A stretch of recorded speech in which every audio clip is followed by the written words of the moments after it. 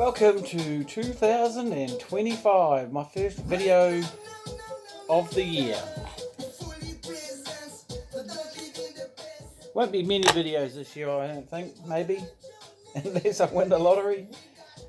I know I've said this many times before on my videos, especially over the last 12 months, but things have been, it's been a very slow start to the year. Again, I'll say it, New Zealand is in a slight recession, I don't know. There's a lot of unemployment's up on a 4-year high, and people losing their jobs all over the place, and work is slow, but I'm surviving. I mean, we're mortgage free now, and my wife works, so between the two of us we survive, and we still have a bit of discretionary money. I'm not saving a lot, unfortunately. My goal is to continue putting money away for my retirement, which actually means probably a little bit less vinyl, unless work can pick up, a bit more steadier, and it is getting better. But I have managed to get a few come in this year, so I had some financial goals, and I'm not meeting them because of the workload. That being said, I've got quite a good job on at the moment, which is gonna keep me going for 2 or 3 days, which will be a nice payday at the end of that one, plus a couple of others coming in. So I picked up a couple of records from up the North Island from Flying Out and Real Groovy at the start of the year. So it is now the 8th of March. So I think this is my first video for the year, and these are all the records that I have bought so far this year. Now, I spotted up in Flying Out a couple of things that I got out of the sales bins, and the first one is this one here. Now this is the Nomad, and this is Infinity Volume 2. The Nomad is a electronica drum and bass DJ type guy from up north somewhere, and these releases were celebrating 25 years in the industry and releasing music under the Nomad, and this is Volume 2. I've shown Volume 1. I picked up Volume 1 at Penny Lane last year or something. So the 25th anniversary was actually, I guess, in 2023, because he sort of kicked off around 1998. I was familiar with a couple of tracks that I had on compilations, but I actually hadn't purchased any of his actual music. But it's bloody good, really good. So this is a double LP set. Now these are limited editions. This is hand numbered edition 153 of 300. They're a little bit pricey, but I actually got them on special. So I picked up Volume 2 out of Flying Out, along with another record I'm going to show soon. And then what's playing behind me is Volume 3, which I actually found at Real Groovy for a pretty good price as well, and certainly not the $99 that they've been listing them for. Again, another double LP. I got this one because I needed to. It was on special. I wanted to complete the set, and I had to buy some more inner sleeves, which I'll get from up in there. And to get them free postage, you need to spend over $150. So that added up with all of this in the sleeves. So so this is Volume 3, again double LP. This one's not hand numbered, but I still think it's an edition of 300, worldwide, of course. So so there's 3 volumes, electronic drum and bass stuff, really good, really impressive. So he's got, mostly I think they were CD releases, so this stuff is all pretty much the first time on vinyl, except maybe he might have done some 12 inches, I don't know. I'd have to look on Discogs to see that. So I really do like it, and I've managed to pick up quite a few of the electronica vinyl releases, reissues, like from Pitch Black and Micronism, to name 2 that off the top of my head. Pitch Black have had 3 LPs, double LP releases now, so I've managed to pick those up. And they're all pretty cool. And then also from Flying Out at the start of the year, I picked up this, which was on sale, and was really cool to pick this up. So this is Neil Young's official release box set, 13, 14, 20 and 21. So interesting the way he's boxed these together, 13 and 14 and then 20 and 21. So the main catalyst for me of picking this one up, it was for a copy of this Notes for You. So I did pick up the next box set after this, which has the Ragged Glory and Freedom LPs.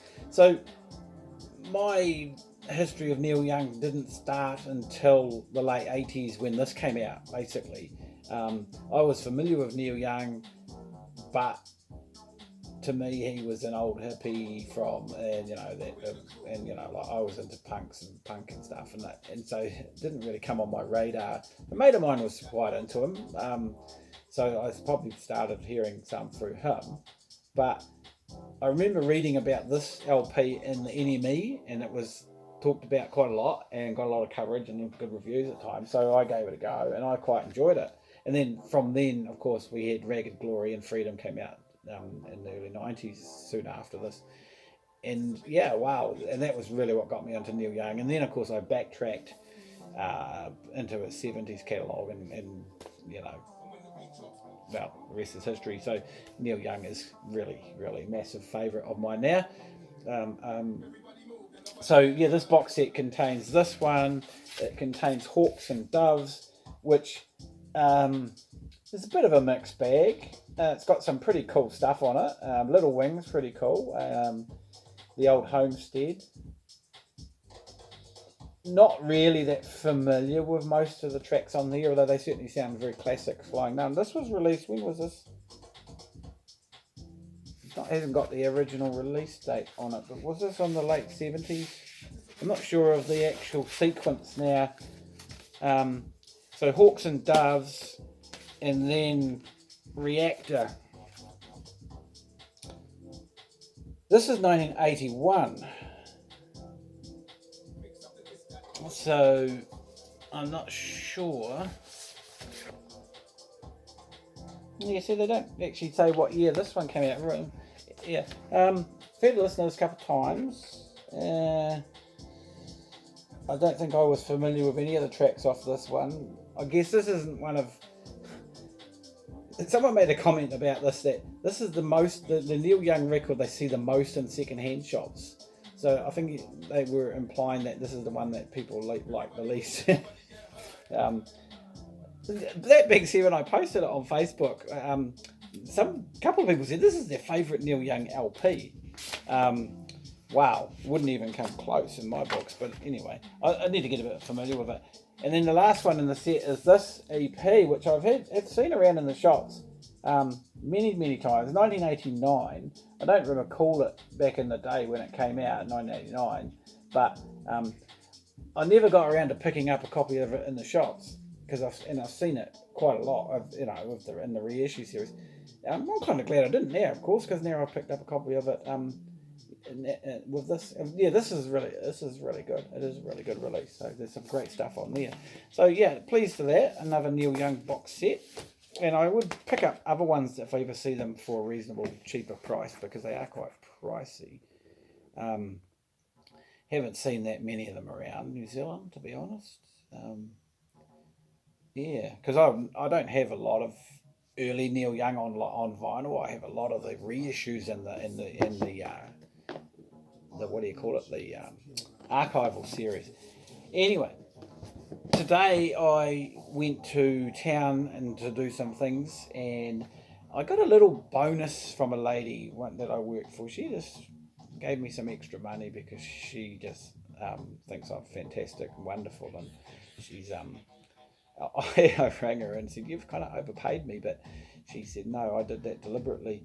So I utilised that little bit of extra income to go and buy some records at Penny Lane today.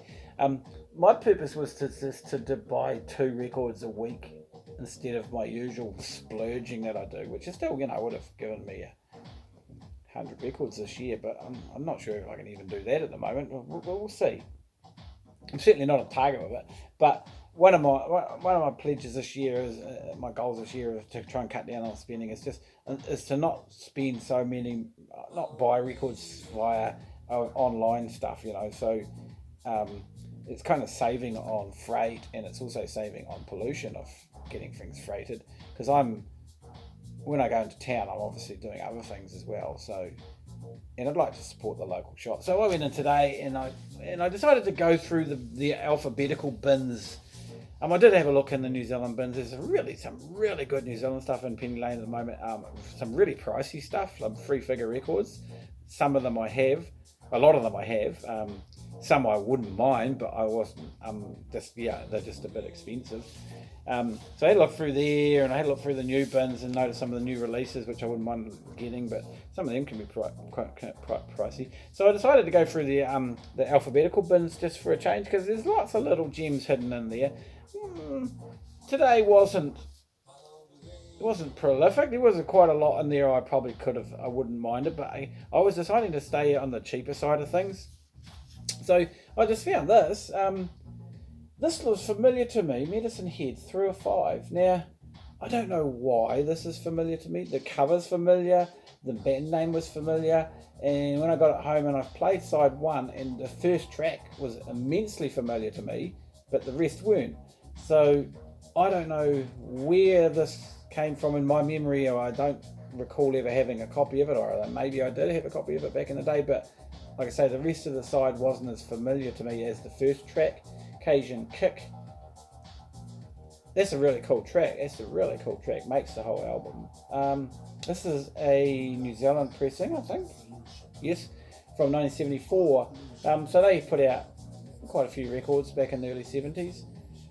Cajun Kick was the best song on side 1. I haven't played side 2 yet. Unfortunately, this one, it was reduced from $50 down to $30, because they obviously had me able to sell it. So I thought, that's cool, I'll pick it up, because it was familiar to me. And like I say, that first track is, but I don't know the rest.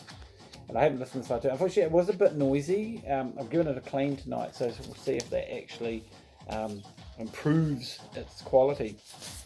And then I saw this in the bins magazine, and I recognised the song from Under the Floorboards on this, which I know, and I know a couple of other tracks actually from compilations, but I don't actually have any of their LPs, but I wouldn't mind.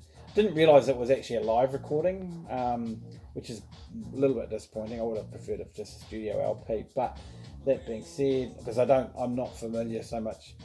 But I do. When I look at Discogs, I do know their LPs. I knew in that. Anyway, but yeah, first listen, quite cool. But I think it's going to grow on me actually, because there is some good stuff on here. I think this is an original UK pressing.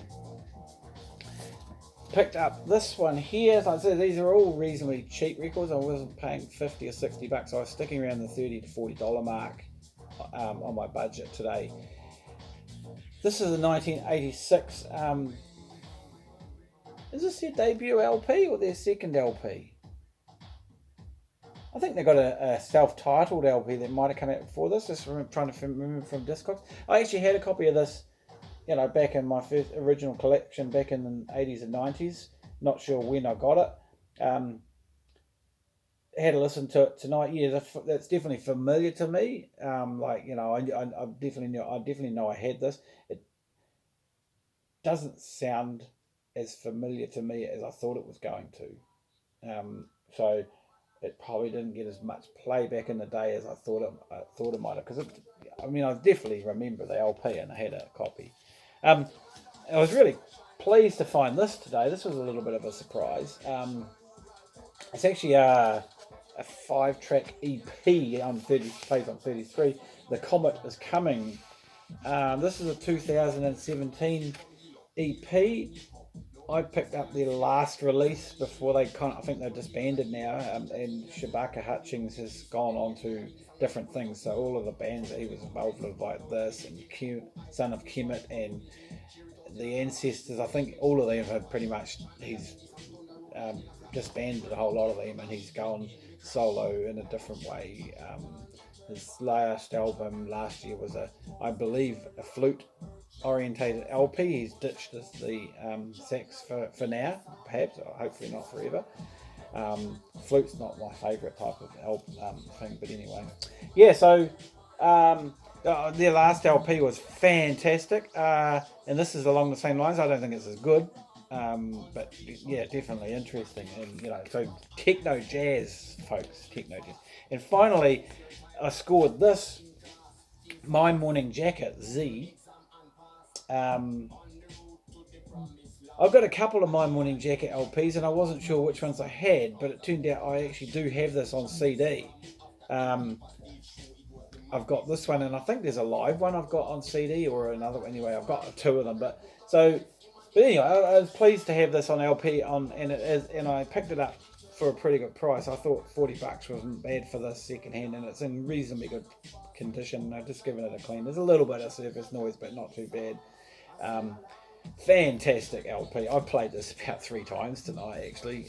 Today, once after tea. I mean, Jesus, yeah, this is really good, really, really good. I've forgotten how good it was because I haven't played it for ages. I don't know, what is it about their second or third LP? Their third LP? I think maybe I got their first one and this one. I don't know. I have to check on Discogs again. My memory's shit. I'm getting old. Falling to pieces. Getting old. No, this is not. I went to the doctors the other day and they were really impressed. Good check up. Been keeping fit, going to the gym. So that's me for now. That was a fairly short run of records, but some interesting stuff. So I haven't been buying much New Zealand stuff, because I haven't got the money and because there's just so much coming out. And every time I see, every day I open an email and there's another release, new release from New Zealand release, I was like, wow, when am I get my hands on that? When am I get my hands on that? And that. But you see, some of them are getting a bit pricey, The local releases have always been pretty good, but man, they had one in Penny Lane, which was the local release, and I can't remember. I don't know the band, but I think it was on a label that I'm slightly familiar with. But they only pressed up 50 copies of it, so they were selling for $80, man. It's like, man, I would have picked up a copy for $50, I mean, I don't know what they like. I bet they're usually pretty good. I don't usually do too badly on those sort of local things, but never mind. But yeah, lots of cool local stuff coming out, but it's just not on my horizon at the moment. All right, well that's me. 2025 is going to be an interesting year, and who knows how it's going to be by the end of the year, but it's not looking very promising, unfortunately, with world events. So whether we'll be able to keep buying vinyl for the year or whether the whole system's going to collapse on us, we don't know. Anyway, on that cheery note, we'll see you next time.